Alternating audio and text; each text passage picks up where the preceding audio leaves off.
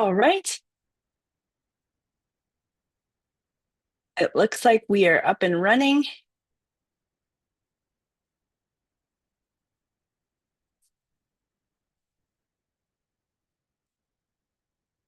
All right. I am just going to mute myself on YouTube so that I don't get distracted by my own voice. Um, I am so happy to be here today sharing this information that I prepared for you. Okay, let me just get up my. I hope you're all having a wonderful Friday. Where I am, the sun is shining, which is such a gift. Um, I'm definitely here for that. Okay, I'm going to keep this nice and tight. All right, I have set aside 15 minutes. I had set aside more time before, but it's really about the time you spend with yourself. It's not about the time that you spend listening to me. So I don't think that we're going to need that much time.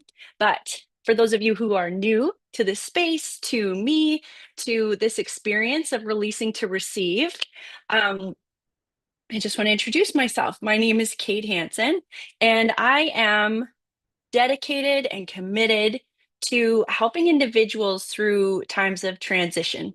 And that can be some things that are scary, things that happen to us, a change in your health, maybe it's a change in relationships, or it can be one that is done intentionally, like it's a promotion in work, or it's becoming an entrepreneur, or launching your business. There are so many different ways that our lives change, right? And sometimes they happen for us, sometimes they happen to us. Um, but people seem to always be going through something. And so when I talk to people about their goals, about what they have going on, every single time, every single person wants to explain everything that they're going through. So it's not that that's unusual or bad. It's just that if we expect it, that that's a normal part of life, then we won't let that stop us from taking chances, from taking another step, from doing that thing we've been wanting to do. We can all come up with reasons of why we have too much on our plate. We wear busy like a badge of honor. But what I want you to do is I want you to slow down. I want you to slow down and I want you to be real and honest with yourself.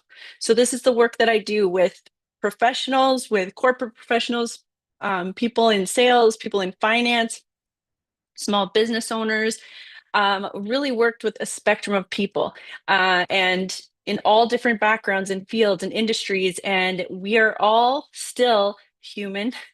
We all have been impacted by things that have been said to us before, by things that we were taught as we were brought up.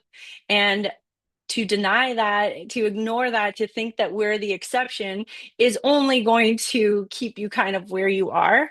The awareness of the commonalities between all of us, it's actually going to help you prosper. All right, that's a totally different subject, but just something to consider. So I want you to know that all are welcome, and I always want you to come to anything you're doing with me as you are. I want you to be real and honest in yourself and comfortable and aligned with what you want to get across to people. Okay. Today's focus is going to be very specific. It's going to be finding power in challenges. It's going to be finding the gift in disappointment. And it's about finding the opportunity in conflict. So when I'm choosing these topics, it's really based on conversations I'm having with a lot of my clients at the time. It's based on conversations I'm having in my own life with my own community. And it's things that just come to me over and over based on my study, my research, and different resources that I'm going to about the study of human nature, psycho-cybernetics. I'm constantly learning, reading, absorbing new information, and all of those things put together spark me into subjects and topics that I think we should talk about and dig into. And this one actually gets me really enthused. It gets my heart fluttering because I love the idea that this is something I've actually embodied. The finding the power in disappointment and in challenges and finding the gifts, this is such a blessing. And not just to like get through it all, but for your mental health, your overall wellness, these are life skills that we need to teach everyone so that they aren't brought down when things don't go the way they expect. We need to teach people how to deal with those situations, right? I'm all about promoting responding instead of reacting. And you do that by being prepared, by preparing for things to not go perfectly, to prepare for life's impacts, even to prepare for success. Some of what stops people is when they can't see what it's going to look like. They can't imagine what more success looks like. So they self sabotage, right? Because there's a fear in the unknown. So we're going to dig into why these things should be looked at a little bit differently. All right, so release to receive is something that we do on a monthly basis. You could do it on a quarterly basis, you could do it on an annual basis, but the idea is to take some time aside and to reflect. Reflect on the past month. You'll understand why I'm going to monthly. You can reflect on the past quarter, or you can reflect on the past year. It's just a little bit more work, a little bit more involved if you just do it annually, unless you have some sort of system for tracking. So this is where the monthlies come in as a beautiful way to just kind of have touch points throughout the year. And the idea is to reflect on a time frame. So say you say the month of April for 2025, and you look at it and you think, what stands out? What are the memories that stand out from this past month? Good, bad, doesn't matter. What stands out? What are the big things that happened? What are the big events, the big experiences?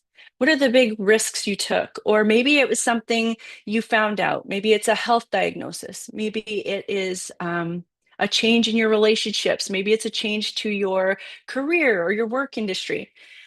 Maybe it's something going on with politics in the world. Just think about this month and how it impacted you. Okay. The point of this is that if we don't acknowledge it, these things have an imprint on us and they change how we interact with the world around us. They change how we talk to people, they change how we talk to ourselves, and they change our belief systems about what's possible. So if we're not aware, then we're letting our instincts, which can be wrong, like that fear, freeze, flight, whatever. The expression that's been said so many times is that fear and faith are the same thing, believing in something that you can't see. And so sometimes it's like you think you're scared, but you actually might just be looking forward to something. You might have that excited feeling. Um, it's a being aware that that wasn't something to be scared of, that that was something that was just stretching your comfort zone. So if we don't catch those thoughts, those assumptions, then sometimes they're leading us in the wrong direction. So by doing this reflection, we think about the month, the good, the bad. I give tons of tips in previous videos on how to do this reflection, whether you want to check out your finances, do a financial audit to figure out what did you do, where did you spend your time and energy, whether you want to look at your social media, your pictures, your online calendar, your paper calendar. There's so many different places you can go to spark your memory, to remind you, right? A lot happens in a month. And I shared in a previous video how huge things can happen in a month and you can forget because you're on to the next thing, like a big trip, a family trip you planned for years. It was a big goal. And then you do it, and it's like, boom, next, what's next? So this reflection is really important. It gives you appreciation for how much you've been through, maybe things that you experienced that you didn't deal with. We write that all down. We just do like a brain dump of what were the big things that stood out for us that month. And then the ones that imprint on or have an impact on our self-image.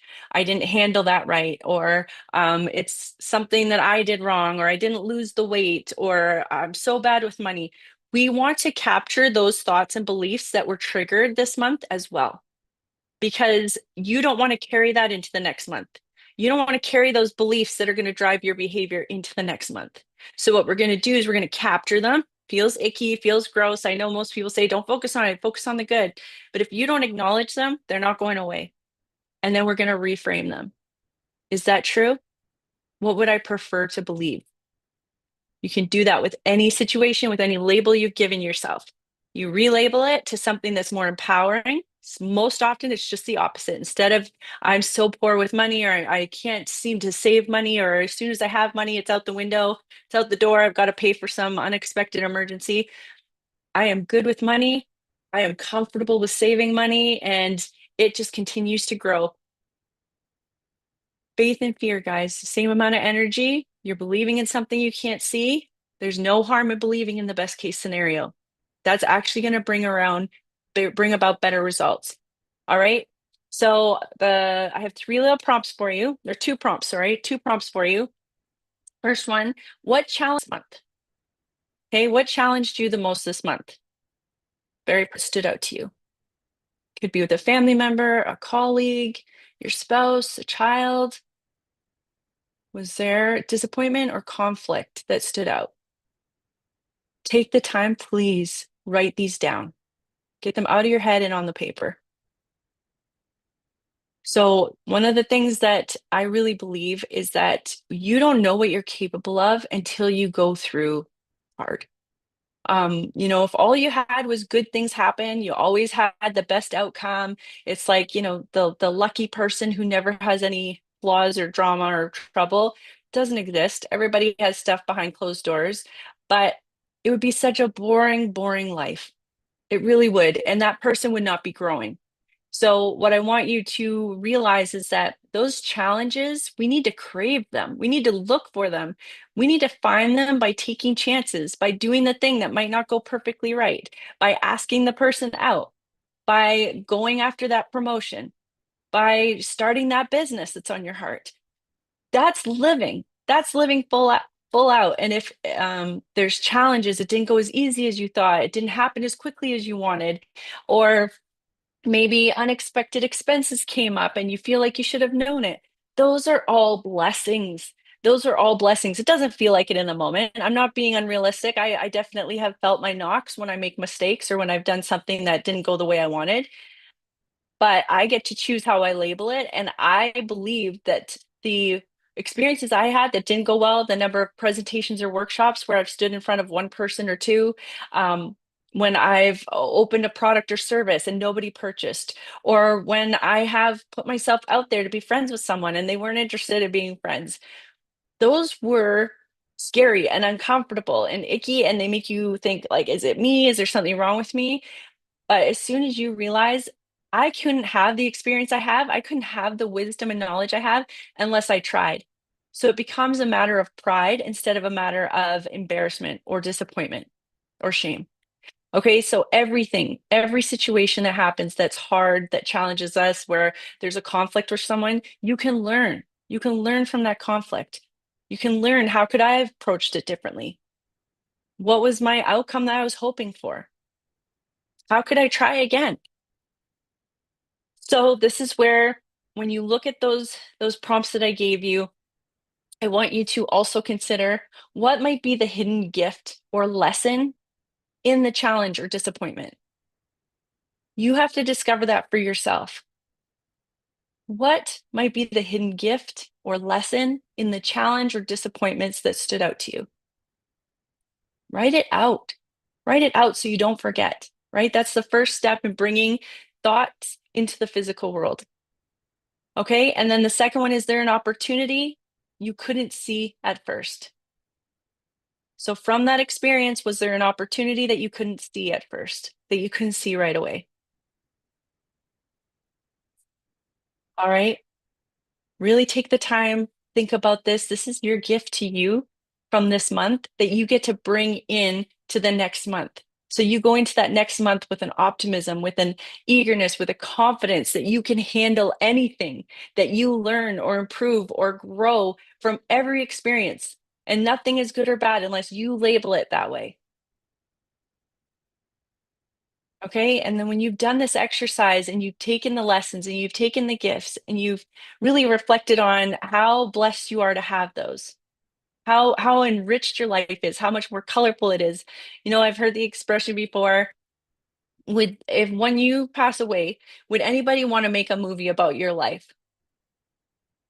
And if they did, how entertaining would that movie be? Would anybody want to watch it? How many chances did you take? How much did you live on the edge? I really love that, for reminding you that it doesn't need to be ho hum. It doesn't need to be same thing every day. You get to make it colorful. You get to make it more alive. Incorporate things that you wish you had done this month. Plan it for next month. And I want you to imagine, I want you to visualize how good it feels to let go, to release the heavy emotion and that the power, the energy, the infusing that you get from only keeping the lesson or the opportunity. Letting go, releasing the heavy emotions, the shame, the guilt, the worry, the lack, the doubt, and just focusing on what did I get from that? And how do I want to do better next month? What did I learn this month that's only going to help me be better next month? It feels better. All right. This is such a great, empowering process for you to go through on purpose, intentionally. Okay. I want you to think about how can you move forward with more optimism, more solution focused energy. When you stop shaming yourself, you're going to be amazed at how quick you don't want to shame others anymore. When we're often highly critical of others, it's because we're highly critical of ourselves. And we think if I have to hit that bar, you have to hit that bar. So as soon as we stop being really awful bullies to ourselves, you just don't have it in you to want to bully someone else or to make someone else feel small or less than. That's only a reflection of you. So when you start doing this work and you go into the next month thinking, okay, well, how am I going to do better? And how can I learn from this experience? That's going to benefit everyone around you. What's something that you're grateful for amidst this challenge? One of the things I think about is like, say you had a really hard day at work. It just really drained you. Maybe you had a difficult client. Maybe you didn't see eye to eye with a colleague. Spend 1 second and think, remember that feeling you had when you wanted this job so bad and when they called you or emailed you to let you know that you were hired? Remember how bad you wanted that? How much you looked forward to that steady income or how much you looked forward to that challenge? Think about that. Get into that energy before you move forward in your day. Don't let the negative experience take you down. Get back to that good place. What could you learn from that experience? What wisdom did you gain because you were the person who got to go through it?